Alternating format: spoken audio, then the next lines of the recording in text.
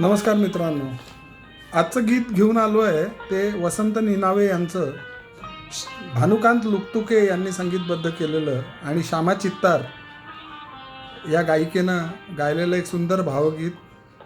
तू थांब दूर तेथे येऊ नकोस जवळी, जुळतीन जोवरी या गीतामधील ओळी. रेषे पलीकडे त्या तू एक स्वप्न माझे, मी धुंद लोचनांनी पाही युगे युगे जे.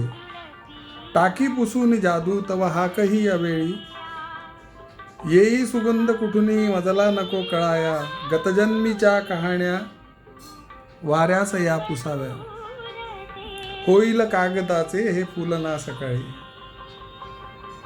मंडळी, ऑर्थर शोपेनहॉवर नावाचा एक जर्मन तत्त्वज्ञ होता, ज्यांनी एक मानसशास्त्रीय सिद्धांत किंवा एक थिअरम असं मांडलं ज्याचं नाव आहे पोर्क्युपाईन डायलेमा. गोंधळलात ना? ह्या भावगीताचा आणि पोर्क्युपाईन डायलेमाचा काय संबंध, असा तुमच्या मनात प्रश्न येणं स्वाभाविक आहे.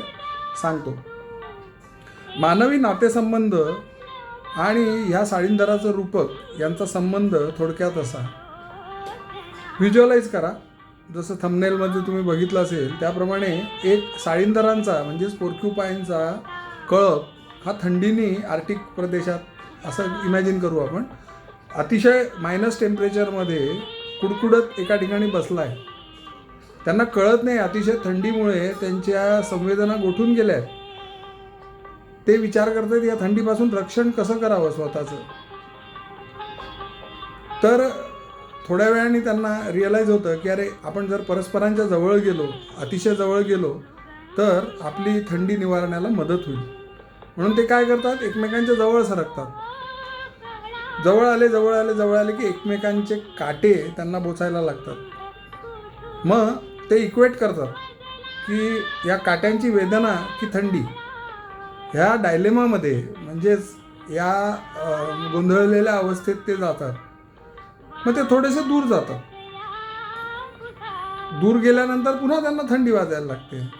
पुन्हा ते जवळ सरकतात आणि पुन्हा त्यांना ते काटे टोचायला लागतात. आता अजूनपर्यंत तुम्हाला कदाचित उलगडा झाला नसेल मी काय म्हणतोय त्याचा. तर जोपर्यंत त्यांना या एक सुरक्षित अंतर, ज्याला आपण म्हणू शकतो की एक असं सुरक्षित अंतर ज्याच्यामध्ये एकमेकांच्या शरीराची ऊब तर मिळत राहील पण काटे टोचणार नाही, इतक्या अंतरावर ते फिगर आउट करतात आणि त्या अंतरावर ते उभे राहतात.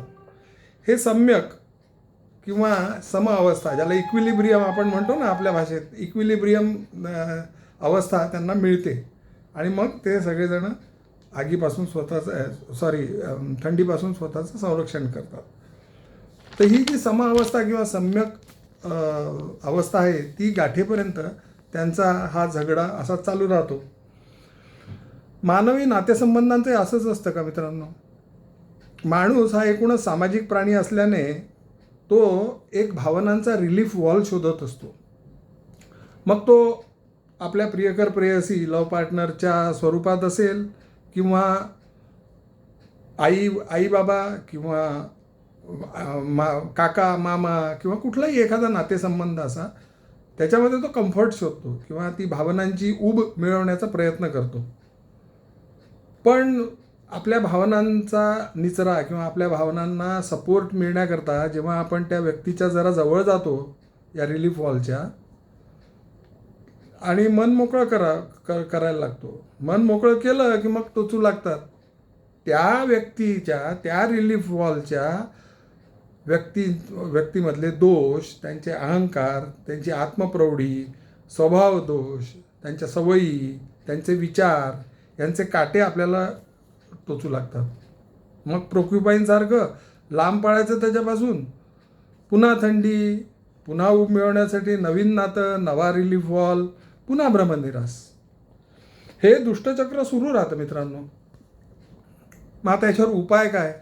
कारण हा डायलेमा आहे, ही जी अवस्था आहे ही गोंधळलेली अवस्था आहे, याच्यावर उपाय काहीतरी करायला पाहिजे. तर मग सुरक्षित अंतर ठेवणे. आता हे सुरक्षित अंतर याचा काही फिक्स रूलचं मॉडेल नाही आहे. हे आपल्या रिलीफ वॉल किंवा आपण ज्याच्यामध्ये भावनांचा निचरा होण्यासाठी आधार शोधतोय अशा रिलीफ वॉलच्या दोषांचं पृथक्करण करून आपली स्ट्रॅटेजी आपल्यालाच ठरवावी लागेल. नात्यामध्ये पूर्णपणे समर्पित होणं किंवा लांब जाणं ही दोन्ही घातक टोकाची पावलंच आहेत. पूर्णपणे समर्पित होणं म्हणजे याच्यामध्ये अपेक्षाभंगाचं दुःख होऊ शकतं, तेही एक काटे आहेत, टोकदार काटे आहेत. किंवा लांब जाण्यामध्ये विरह याचे काटे आहेत. त्यामुळे ही दोन्ही घातक टोकाची अंतर आहेत. मग सुखी व्हायचं असेल तर दोन साळींदरांसारखं पोलाईट डिस्टन्स, सन्मानजनक अंतर राखायला शिकलं पाहिजे. मगाशी म्हटल्याप्रमाणे याचा काही फिक्स रूल नाही आहे.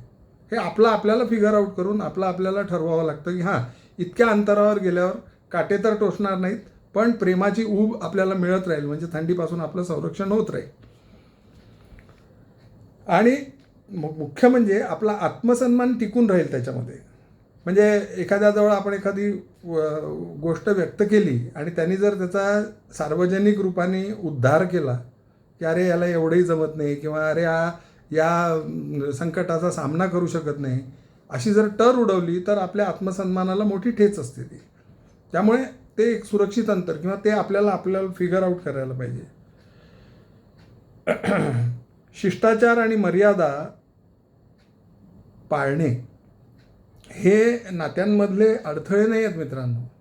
शिष्टाचार आणि मर्यादा हे पाळणे, इवन क्लोजेस्ट नात्यांमध्ये सुद्धा पाळणे हे अडथळे नाही आहेत, तर अमर्याद जवळीकीला कुंपण घालणारे हे एक उत्तम शस्त्र आहे. नेमकं हेच या भावगीतात सांगितलं आहे का ते आपण बघूया.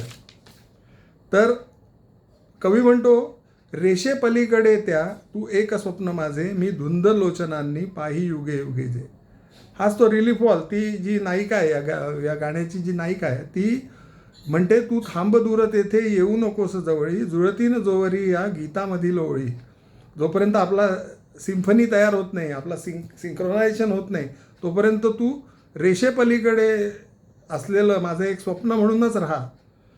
मी जे धुंद लोचनांनी युगे युगे बघते. पण एखाद्या वेळेला जर मला पोर्क्युपाईन डायलेमा झाला तर टाकी पुसून जादू तव हाकही अवेळी.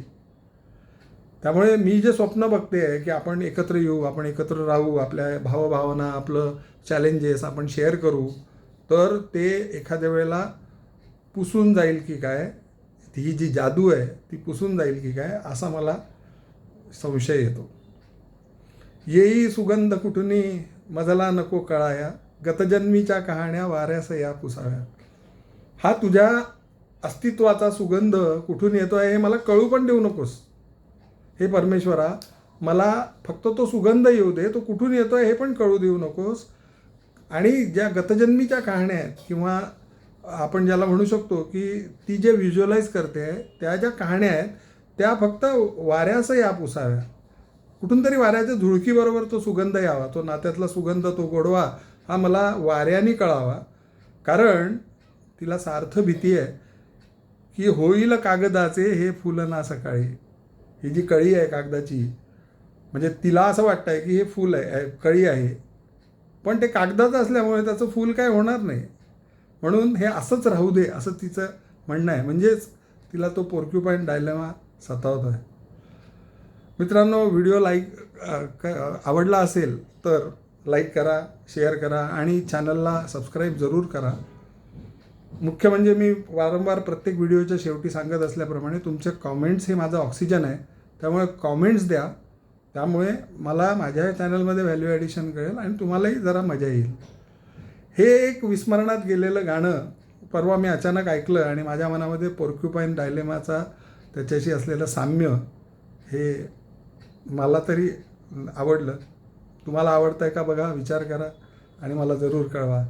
चॅनलला सबस्क्राईब करा. थांबतो. नमस्कार.